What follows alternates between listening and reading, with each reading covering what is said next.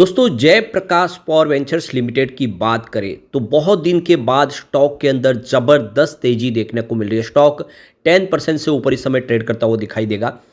उसके पीछे कुछ रीज़न है जिसको इस वीडियो के माध्यम से समझेंगे। अब आप देख ही सकते हो कि आज मिड कैप स्टॉक काफ़ी बेहतर कर रहे हैं। जेपी पावर भी मिड कैप कैटेगरी में आता है। और सबसे जो बड़ी बात है कि अब यहाँ पे गर्मी का सीज़न शुरू हो चुका है, यानी पावर सेक्टर के लिए ये सबसे शानदार सीज़न। ऐसे में आने वाले समय जेपी पावर के लिए क्या संभावना, क्योंकि क्वार्टर 4 आने वाला है। अब आप देख ही सकते हो कि क्वार्टर 4 की तैयारी है।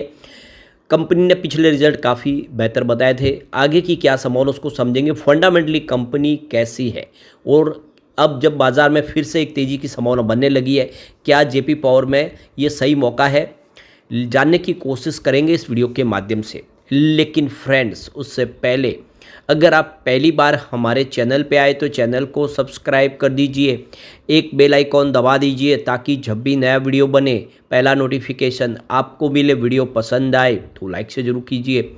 चलो फ्रेंड्स, वीडियो स्टार्ट करते हैं। मैं हूँ आपका दोस्त एसबी दवे और हमारे अपने चैनल ऑनलाइन कमाई में आपका बहुत बहुत स्वागत है। तो सबसे पहले निफ्टी एनर्जी की बात करें। इस समय आप देख सकते हो 12 बजे के आसपास का टाइम है। निफ्टी एनर्जी बहुत बेहतर कर रहा है। आज बाजार के मुकाबले निफ्टी एनर्जी में तेजी शानदार है। 32,626 के स्तर पे 1.43% की तेजी है।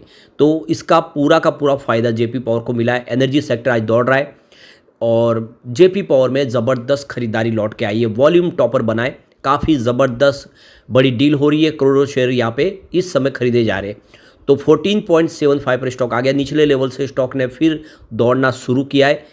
तो 10.24% की ज़बरदस्त तेज़ी इस समय देखने को मिल रही है और इंट्राडे में 15 तक पहुंचता हुआ स्टॉक दिखाई देगा। इसकी परफॉर्मेंस अगर आप देखें तो 3 मंथ का जो हाई है वो 20.35 का, 1 ईयर का हाई इसका 23.77 का है। अभी फ़िलहाल देख सकते हो कि स्टॉक उस लेवल से काफ़ी नीचे है। 3 ईयर का हाई इसका 24 रुपीज़ का है और ये इसकी 5 ईयर का हाई भी है। वैसे तो इसका जो ऑल टाइम हाई 100 रुपीज़ से ऊपर का है।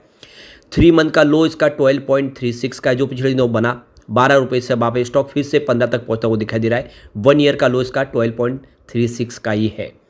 3 ईयर का लो इसका 5.15 का है। उस हिसाब से इसने अभी बेहतर किया है। लेकिन 5 ईयर का लो तो इसका मात्र 35 पैसे थे।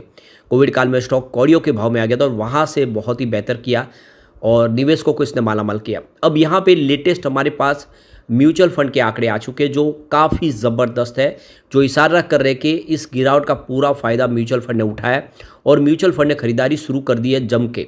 तो फरवरी महीने में 22 म्यूचुअल फंड ऐसे हैं जिन्होंने फ्रेश एंट्री की है जयप्रकाश पावर वेंचर्स लिमिटेड में अपना निवेश किया है। एक ही ऐसा म्यूचुअल फंड है जिन्होंने बिकवाली की है।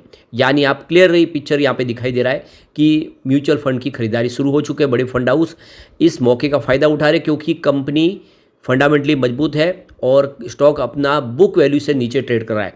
और ऐसे स्टॉक में लोग क्यों ना दाव लगाए जो कंपनी प्रॉफिट में भी हो, पावर सेक्टर से संबंधित हो। अब वो कौन से म्यूचुअल फंड है जिन्होंने इन्वेस्टमेंट किया है, एक बार उसको भी देखें। तो 28 फरवरी 2025 के लेटेस्ट आंकड़े हमारे सामने हैं, जिसमें आप देख सकते हो Nippon India Nifty small cap 250 index direct ने 7.09 करोड़ का इन्वेस्टमेंट किया है। उनकी होल्डिंग यहाँ पे 2.74% मंथ ऑन मंथ बेसिस पे बढ़ चुकी है। इसके बाद में SBI Nifty small cap 250 index direct ने 4.51 करोड़ का निवेश किया है। 2.55% की होल्डिंग उन्होंने भी मंथ ऑन मंथ बेसिस पे बढ़ा दिया, यानी अपना इन्वेस्टमेंट को उन्होंने बढ़ा दिया है। HDFC Nifty small cap 250 ETF ने यहाँ पे 3.39 करोड़ का इन्वेस्टमेंट किया है। 15.23% की होल्डिंग उनकी भी मंथ ऑन मंथ बेसिस पे यहाँ पे आपको बढ़ती हुई दिखाई देगी। इसके बाद में Motilal Oswal Nifty small cap 250 index direct ने 2.91 करोड़ का इन्वेस्टमेंट किया है। उनकी होल्डिंग भी यहाँ पे 0.85% मंथ ऑन मंथ बेसिस पे बढ़ चुकी है। ICICI Pru Nifty small cap 250 index direct ने यहाँ पे 1.59 करोड़ का इन्वेस्टमेंट किया है।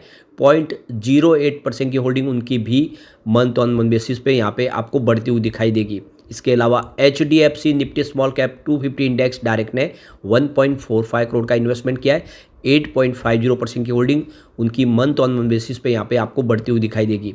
इसके बाद में Motilal Oswal Nifty 500 index direct ने 0.74 करोड़ का इन्वेस्टमेंट किया है।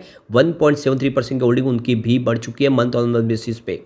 Nippon India Nifty 500 equal weight index direct ने 0.62 करोड़ का इन्वेस्टमेंट किया है। 1.30% की होल्डिंग उनकी भी बढ़ चुकी है। इसके बाद में Edelweiss Nifty small cap 250 index direct ने 0.38 करोड़ का निवेश किया है। 6.34% की holding month on month basis पे बढ़ चुकी है।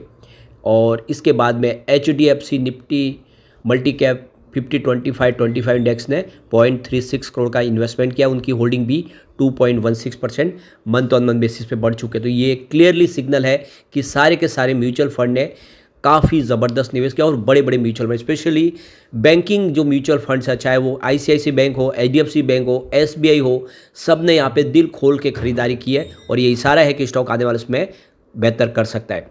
अब इसके पीछे एक तो सबसे बड़ी वजह है कि पावर सेक्टर के लिए अब ये काफ़ी शानदार पीरियड है। अब गर्मी शुरू होगी तो पावर कंजम्पशन बढ़ेगा और कोल की शॉर्टेज भी हो सकती है, लेकिन JP पावर के लिए ये प्लस पॉइंट है क्योंकि JP पावर के पास खुद की 2 कोल माइंस है। इन्होंने बिडिंग के माध्यम से जीता उसको, तो जो भी इनके पावर प्लांट है उसके लिए सफिशिएंट कोल इनके पास है, जिसकी वजह से इनके 24 घंटे पावर सेक्टर में बिजली का निर्माण हो सकता है। और ऐसे में आने वाले समय जो रिजल्ट होंगे वो काफ़ी बेहतर होंगे। यानी अब Q4 में असर थोड़ा सा कम देखने को मिला, लेकिन Q1 होगा उस पर पूरा का पूरा पावर सेक्टर का ये जो फ़ायदा होगा उसका असर देखने को मिला। यानी रिजल्ट है वो आने वाले समय के काफ़ी बेहतर हो सकते हैं।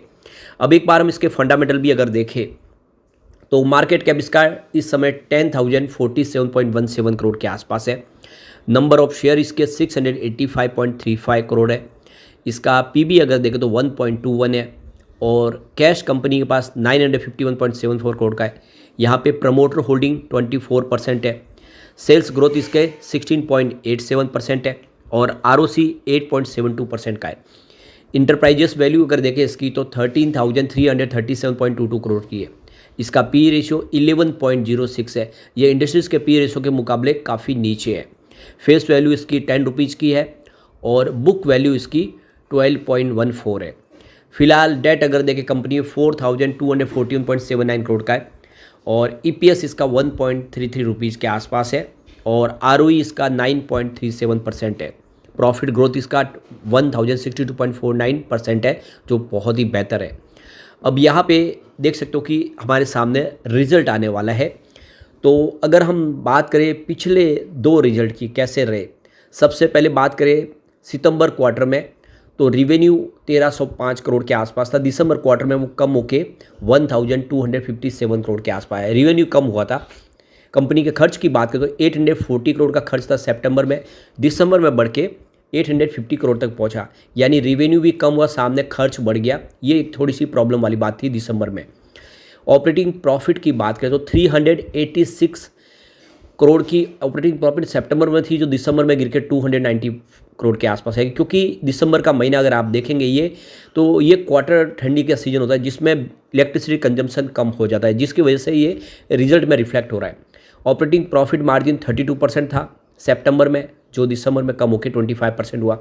अदर इनकम 79 करोड़ के आसपास थी सितंबर क्वार्टर में, जो दिसंबर क्वार्टर में 117 करोड़ के आसपास पहुंची।